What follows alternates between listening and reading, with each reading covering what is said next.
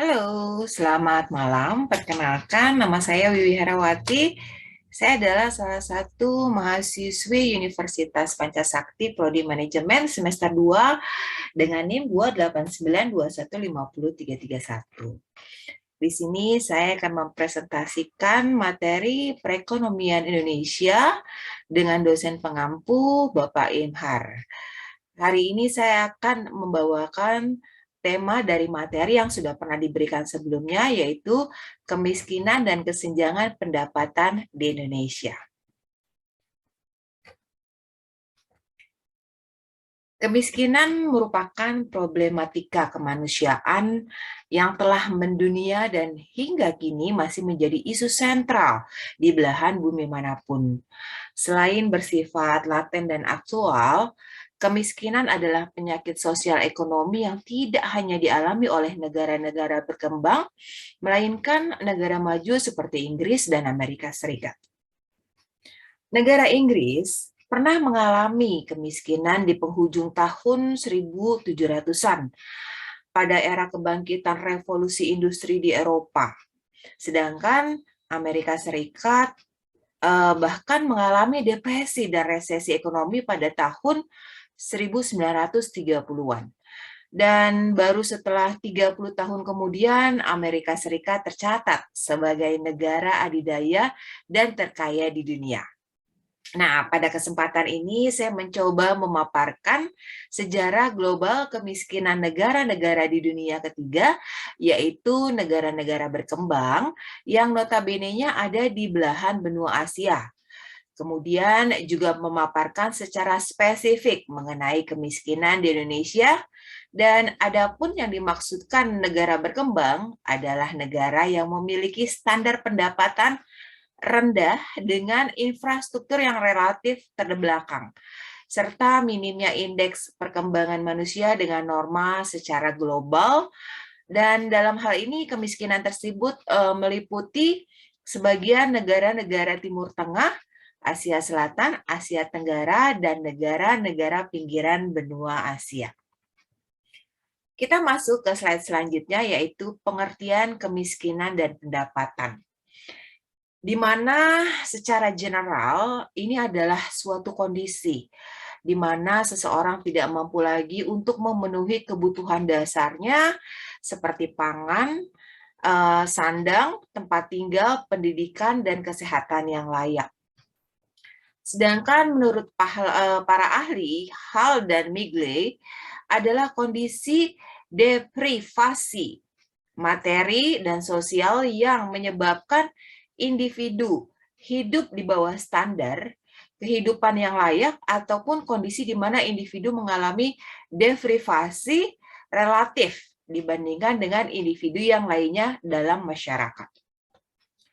Lalu menurut Bappenas, arti kemiskinan adalah situasi serba kekurangan karena keadaan yang tidak dapat dihindari oleh seseorang dengan kekuatan yang dimilikinya. Oke, secara kuantitatif saya rangkum kalau kemiskinan ini merupakan suatu keadaan di mana taraf hidup manusia yang serba kekurangan atau tidak memiliki harta benda. Sedangkan secara kualitatif, pengertian kemiskinan adalah di mana keadaan hidup manusia yang tidak layak, lalu kesenjangan pendapatan dapat diartikan sebagai perbedaan antara kemakmuran ekonomi dan antara yang kaya dengan yang miskin. Sekarang kita masuk ke pengertian kesenjangan pendapatan atau sering kita sebut dengan Gini rasio, di mana masalah kesenjangan pendapatan sering juga diihtasarkan bahwa pendapatan real dari yang kaya terus bertambah, sedangkan yang miskin terus berkurang. Ini berarti bahwa pendapatan real dari yang kaya tumbuh lebih cepat daripada yang miskin.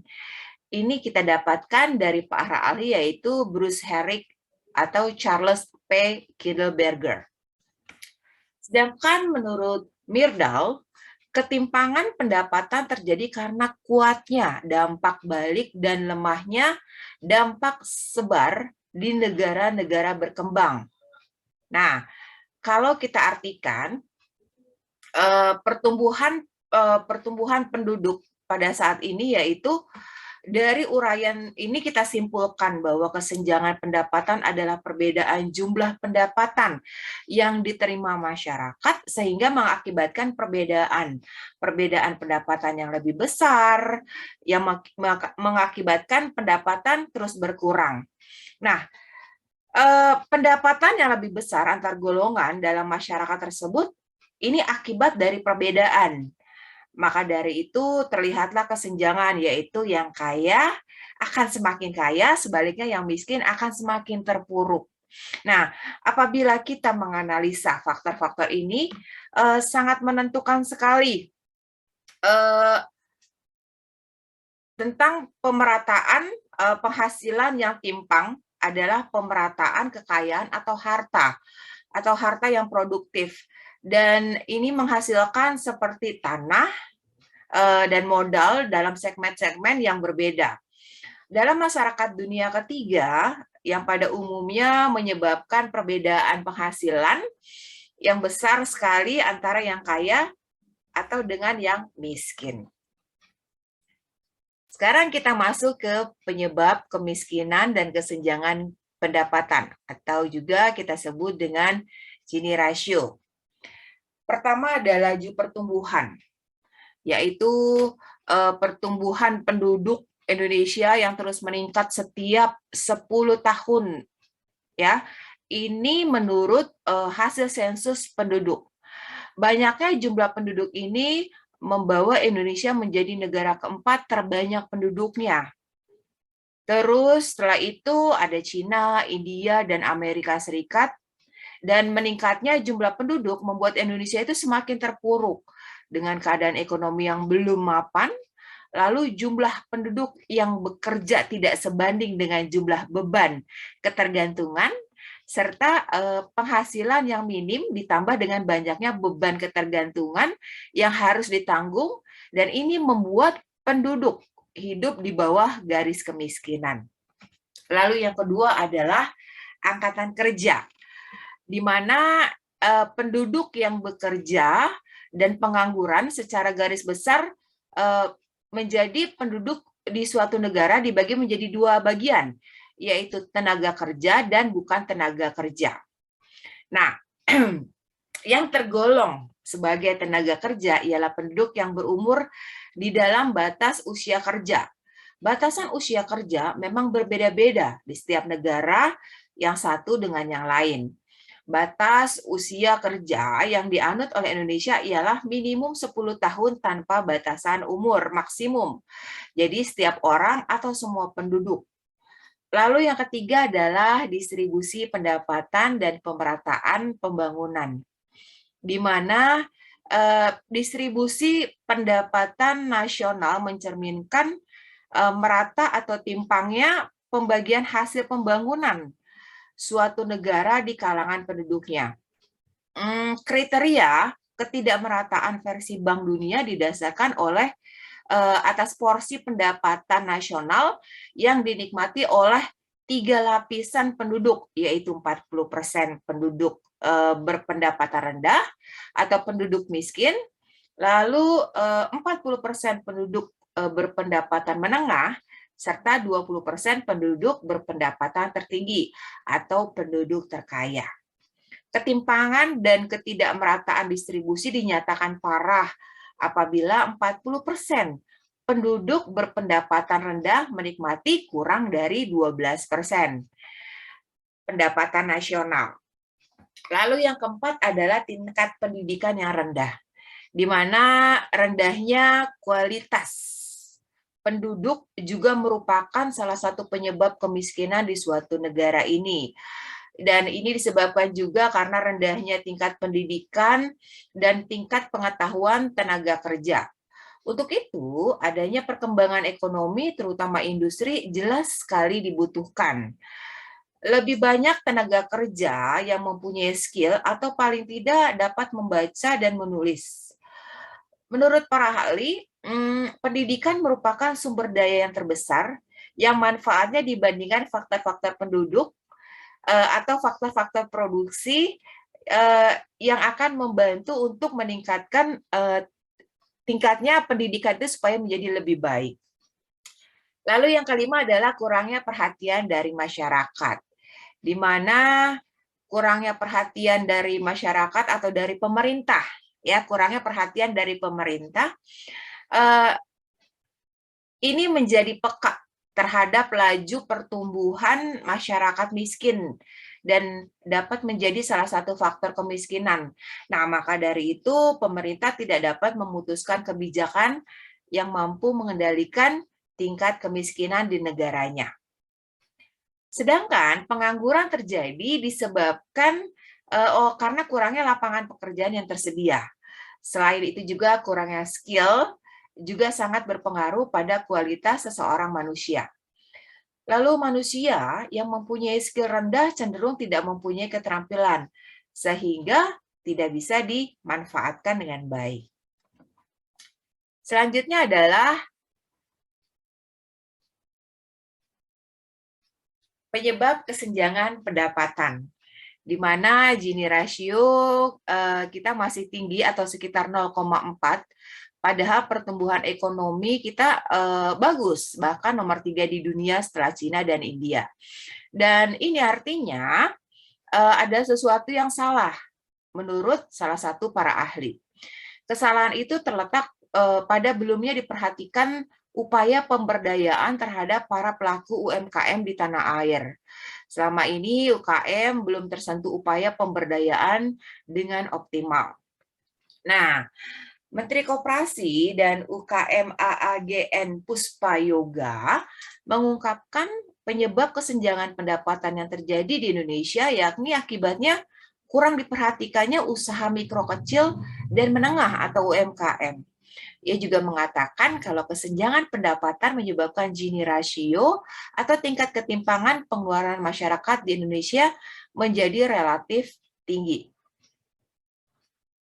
Oke. Selanjutnya, ulasan dari penyebab kesenjangan pendapatan adalah di mana pertumbuhan ekonomi yang tinggi tidak akan ada artinya jika pemerataan pendapatan tidak terdistribusi dengan baik. Dengan kata lain, bahwa kesejahteraan hanya dirasakan oleh segelintir kalangan saja. Sekarang kita masuk ke UMKM, di mana pihaknya ya dari para ahli ini mendorong semua pihak untuk turut serta dalam upaya pemberdayaan dan pengembangan para pelaku UMKM di tanah air melalui berbagai cara. Dan pihaknya sendiri salah satunya mengembangkan skema kredit usaha rakyat atau KUR untuk para pelaku usaha mikro dengan suku bunga 9% per tahun. Nah, faktor lain yang mengakibatkan terjadinya kesenjangan atau ketimpangan pendapatan adalah yang pertama, menurunnya pendapatan per kapita, lalu ketidakmerataan pembangunan antar daerah, dan rendahnya mobilitas sosial serta pencemaran lingkungan alam. Sekarang kita masuk ke dampak kemiskinan dan kesenjangannya. Yang pertama adalah pengangguran, di mana dengan banyaknya pengangguran berarti banyak masyarakat yang tidak memiliki penghasilan karena tidak bekerja. Karena tidak bekerja dan tidak memiliki penghasilan, mereka tidak mampu untuk memenuhi kebutuhannya, bahkan pangannya. Nah, meluasnya pengangguran sebenarnya bukan saja disebabkan rendahnya tingkat pendidikan seseorang, tetapi juga disebabkan kebijakan pemerintah yang terlalu memprioritaskan ekonomi makro atau pertumbuhan. Lalu yang kedua adalah kekerasan, ya, di mana sesungguhnya kekerasan yang marak terjadi akhir-akhir ini merusak atau merupakan efek dari pengangguran, karena seseorang tidak mampu lagi mencari nafkah melalui jalan yang benar dan halal. Maka ketika tak ada lagi jaminan bagi seseorang dapat bertahan dan menjaga keberlangsungan hidupnya, maka jalan pintas pun dilakukan. Misalnya merampok, menodong, mencuri, atau berpura-pura kalau sanak saudaranya atau keluarganya ada yang sakit dan butuh biaya besar di rumah sakit untuk operasi dan lain-lain, sehingga dengan mudah mendapatkan uang dari memalak. Lalu yang ketiga adalah pendidikan, di mana tingkat putus sekolah yang tinggi merupakan fenomena yang terjadi dewasa ini. Mahalnya biaya pendidikan membuat masyarakat miskin tidak mampu lagi menjangkau dunia sekolah atau pendidikan. Jelas mereka yang tidak dapat menjangkau dunia pendidikan yang sangat mahal itu, sebab itu mereka begitu miskin.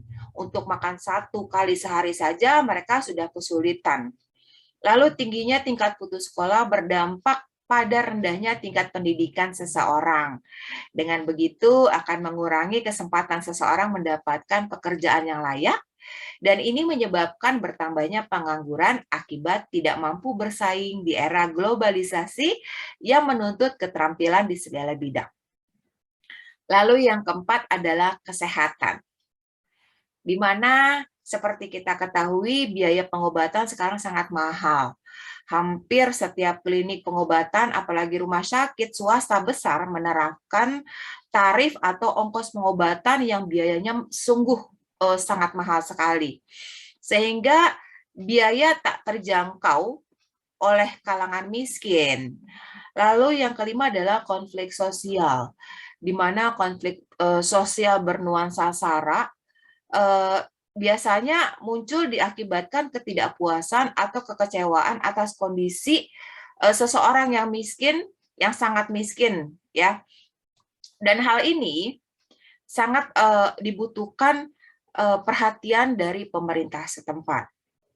Selanjutnya adalah solusi untuk mengatasi kemiskinan, di mana pertama adalah memperhatikan sektor UMKM. Menurut Puspa Yoga atau para ahli, kesalahan itu terletak pada belum diperhatikannya upaya pemberdayaan terhadap para pelaku UMKM di tanah air. Selama ini UMKM belum tersentuh upaya pemberdayaan dengan optimal. Lalu ia juga berpendapat bahwa pertumbuhan ekonomi yang tinggi tidak akan ada artinya jika pemerataan pendapatan tidak terdistribusikan dengan baik. Lalu yang kedua adalah kebijakan anti kemiskinan, di mana kebijakan anti kemiskinan ini adalah sebagian dari distribusi pendapatan mulai muncul sebagai salah satu kebijakan yang sangat penting dari lembaga-lembaga dunia seperti Bank Dunia, ada IDB, ada ILO, ada UNDP, dan sebagainya, untuk mendukung strategi yang tepat guna memerangi kemiskinan, dan diperlukan intervensi pemerintah yang sesuai dengan sasaran. Nah, dengan kata lain, bahwa kesejahteraan hanya dirasakan oleh segelintir kalangan saja. Oleh karena itu, pihaknya mendorong semua pihak untuk turut serta dalam pemberdayaan dan pengembangan para pelaku UMKM di tanah air melalui berbagai cara. Dan pihaknya sendiri salah satunya mengembangkan skema kredit usaha rakyat atau UKUR untuk para pelaku usaha mikro dengan suku bunga yang sangat rendah. Sekarang kita masuk ke intervensi, di mana ada intervensi jangka pendek berupa pembayaran sektor pertanian, usaha kecil, dan ekonomi pedesaan, manajemen lingkungan dan SDA, lalu pembangunan transportasi, komunikasi, energi, dan keuangan, peningkatan keikutsertaan masyarakat sepenuhnya dalam pembangunan peningkatan proteksi sosial. Lalu ada juga yang namanya intervensi jangka menengah dan jangka panjang, di mana ini berupa pembangunan penguatan sektor usaha, lalu kerjasama regional, lalu manajemen pengeluaran pemerintah dan administrasi, lalu ada desentralisasi, lalu ada pendidikan dan kesehatan, lalu ada penyediaan air bersih dan pembangunan perkotaan, serta pembagian tanah pertanian yang merata. Selanjutnya, dari uraian-uraian tersebut, kita mendapatkan kesimpulan dari masalah kemiskinan. Di atas kita bisa menyimpulkan bahwa kemiskinan dapat diatasi dengan cara menambah lapangan pekerjaan, meningkatkan akses masyarakat miskin terhadap pelayanan dasar, lalu memberikan pelatihan wirausaha kepada masyarakat, dan memberi bantuan kepada masyarakat miskin.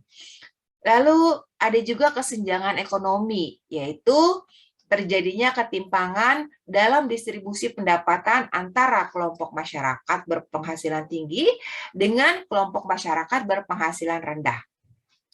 Lalu kesenjangan dapat diatasi dengan cara mengutamakan pendidikan, menciptakan lapangan pekerjaan, dan meminimalkan kemiskinan.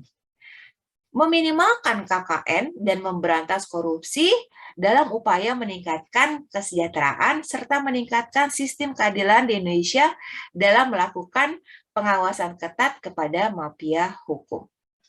Oke, sampai di sini dulu presentasi ujian tengah semester 2 ini yang saya bawakan. Semoga bermanfaat. Apabila ada kekurangan, saya mohon dibukakan pintu maaf yang sebesar-besarnya. Wassalamualaikum warahmatullahi wabarakatuh. Terima kasih.